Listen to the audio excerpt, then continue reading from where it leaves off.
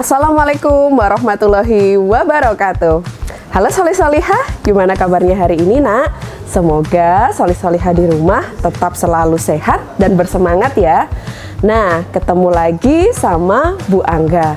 Kali ini kita tetap belajar tentang tema 4G. Nah, solih-solihah kira-kira ingat gak kalau minggu lalu kita sempat belajar tentang mencari kata-kata sulit pada teks bacaan. Nah, kali ini kita akan meneruskan materi yang masih terkait dengan kata-kata sulit pada teks bacaan, yaitu mengkelompokkan kata-kata tersebut menjadi makna denotasi dan juga makna konotasi. Nah, kira-kira makna denotasi dan makna konotasi itu apa ya solih-solihah? Nah, untuk itu mari kita berdoa dulu agar pembelajaran kita bisa bermanfaat. Sikap berdoa, tangan di depan dada, tundukkan kepala. Bismillahirrohmanirrohim. Rabbi zidni ilman warzuqni fahman. Amin. Nah, selesai berdoa, jangan lupa solih-solihah menyiapkan buku tematik 4G dan juga catatannya ya. Siapa tahu ada yang penting dan perlu dicatat dari pembelajaran Bu Angga hari ini. Nah, mari kita simak pembelajaran Bu Angga tentang makna denotasi dan konotasi. Nah, solih-solihah, sesuai yang tadi sudah Bu Angga jelaskan ya nak ya. Hari ini kita belajar meneruskan dari pembelajaran yang sebelumnya. Nah, di sebelumnya kita sudah mempelajari cara mencari kata sulit pada teks. Nah, pada pembelajaran hari ini kita akan mengkelompokkan kata-kata sulit tersebut menjadi makna denotasi dan makna konotasi. Nah, sebelumnya disiapkan dulu buku tematik 4G ya nak ya. Dan juga jangan lupa catatannya, siapa tahu ada yang penting. Nah, kita buka halaman 25. Nah, di halaman 25 ada pengertian tentang makna denotasi dan juga makna konotasi. Nah, makna denotasi adalah makna yang sebenarnya atau makna yang terdapat di dalam kamus. Nah, ketika solih-solihah membaca buku paket, akan lebih baik jika kita menandai bagian-bagian yang penting bisa dengan stabilo nak, atau bisa juga dengan memberi garis bawah menggunakan bolpen yang berwarna agar solih-solihah bisa lebih semangat untuk membaca dan memahami materi. Nah, kita lihat di sini ya nak ya. Makna denotasi. Nah, makna denotasi adalah makna yang sebenarnya atau makna yang terdapat di dalam kamus. Pada contoh kalimatnya, angin semalam menumbangkan pohon kelapa di tepi pantai. Makna denotasi dari menumbangkan yaitu membuat tumbang atau roboh. Kenapa menumbangkan termasuk makna denotasi? Karena menumbangkan di sini merupakan aktivitas yang bisa kita temukan di dunia nyata.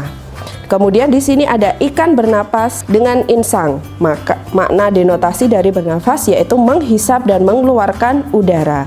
Nah, bernapa ikan memang bernapas dengan insang dan bernapas itu merupakan kegiatan yang bisa kita temukan di dunia nyata. Sedangkan untuk selanjutnya, solih-solihah, kita lanjut ya nak ya di makna konotasi. Nah, makna konotasi adalah makna yang tidak sebenarnya atau makna yang tidak terdapat dalam kamus. Artinya makna konotasi bisa termasuk dalam makna kiasan. Nah, makna konotasi ini tergantung dari jenis kalimatnya. Bisa kita lihat ya nak ya. Nah, contoh yang pertama, regu A berhasil menumbangkan regu B. Di sini kata menumbangkan itu termasuk konotasi. Kenapa? Karena maknanya adalah mengalahkan, bukan menumbangkan dalam arti secara nyata. Kemudian yang nomor 2, setelah bebas dari tahanan, kini ia bernafas lagi. Makna konotasi dari bernapas yaitu terbebas dari tekanan. Artinya bernapas di sini bukan merujuk pada kegiatan menghirup udara, melainkan menunjukkan makna bahwa setelah dia bebas, maka ia terbebas dari tekanan. Nah, untuk lebih mudah, Bu Angga akan berikan contoh ya nak ya. Kata-kata denotasi dan konotasi yang biasanya muncul di kehidupan sehari-hari.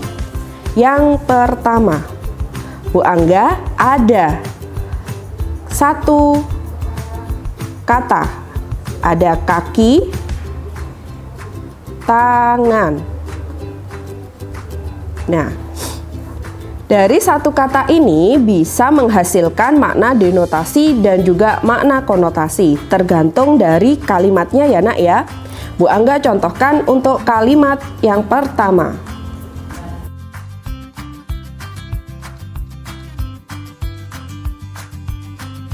Nah, yang pertama, dari kata kaki tangan kita membuat kalimat dengan menggunakan makna denotasi atau makna yang sebenarnya.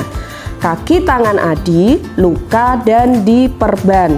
Nah, ini makna sebenarnya ya nak ya. Kenapa? Karena di dunia nyata kaki tangan Adi luka dan diperban.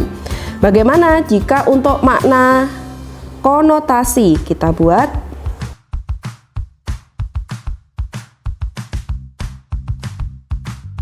Nah, yang kedua, kalimat kedua adalah makna konotasi. Jadi, dia adalah kaki tangan penjahat. Nah, di sini kaki tangan itu merujuk pada makna bahwa dia adalah bagian dari kelompok penjahat. Nah, itulah bedanya makna denotasi dan juga makna konotasi ya nak ya. Nah, berarti adalah kita melihat dari kalimatnya. Nah, jika kaki tangan ini diletakkan pada kalimat yang pertama, maka dia termasuk makna denotasi. Jika diletakkan pada kalimat kedua, maka dia termasuk makna konotasi, yang artinya makna konotasi adalah makna kiasan. Nah, makna konotasi ini biasanya cenderung merujuk pada makna-makna yang negatif atau untuk menggambarkan hal-hal yang kurang baik. Nah, sedangkan makna denotasi adalah makna yang bisa kita temukan maknanya pada kamus. Nah, itu ya nak ya.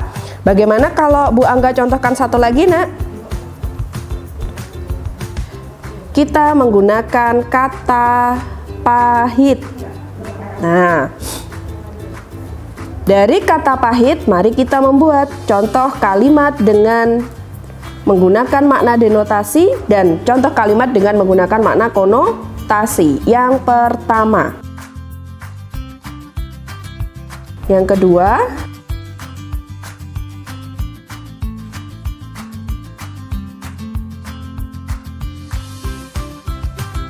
Nah, yang pertama kita menggunakan makna denotasi ya nak ya, dari kata pahit. Jamu itu terasa pahit. Nah, di dunia nyata jamu memang terasa pahit. Jadi memang ini pahit menunjukkan makna yang sebenarnya. Yang kedua, kita menggunakan makna konotasi atau yang biasa kita kenal dengan makna kiasan. Nilai rapotnya sangat buruk, serasa menelan pil pahit. Nah, di sini kata pahit merujuk pada makna kiasan yang artinya dia mengalami kesedihan karena nilai rapotnya sangat buruk. Nah, di sini kata pahit merujuk pada makna konotasi atau makna kiasan yang cenderung negatif. Nah, itulah tadi yang sudah Bu Angga sampaikan tentang pengkelompokan kata-kata yang termasuk makna denotasi dan konotasi. Yang perlu diingat ya soli-solihah, satu kata itu bisa termasuk makna denotasi maupun makna konotasi tergantung dari kalimat yang digunakan ya. Jadi perlu diingat satu kata bisa termasuk makna konotasi atau makna denotasi tergantung dari susunan kalimat yang digunakan. Nah, soli-solihah, demikian pembelajaran tentang makna konotasi dan makna denotasi. Nah, jangan lupa untuk tetap sering-sering membaca pada kamus ya nak ya, ketika ada kata-kata yang masih belum dipahami. Semoga bermanfaat untuk pembelajaran hari ini. Nah, Solih Solihah, tadi kita sudah belajar ya tentang pengenalan makna denotasi dan makna konotasi. Nah, ternyata makna denotasi dan makna konotasi itu juga bisa kita kaitkan dengan hadis loh. Dengan hadis riwayat Bukhari dalam kitab sahihnya yang nomor 10. Nah, pada hadis itu tertulis bahwa manusia akan lebih baik jika menjaga lisan dan juga tangannya. Sesuai dengan yang sudah kita pelajari tadi, ada makna denotasi, ada juga makna konotasi atau makna kiasan yang maknanya cenderung mengarah pada negatif. Yang artinya kita sebagai muslim harus senantiasa menjaga dari kata-kata yang tidak baik ya, Solih Solihah. Nah, demikian pembelajaran dari Bu Angga. Semoga bermanfaat ya nak. Jangan lupa untuk tugasnya dikerjakan pada link yang sudah Bu Angga terterakan setelah video berikutnya. Nah, sampai jumpa Solih Solihah. Akhir kata, wassalamualaikum warahmatullahi wabarakatuh.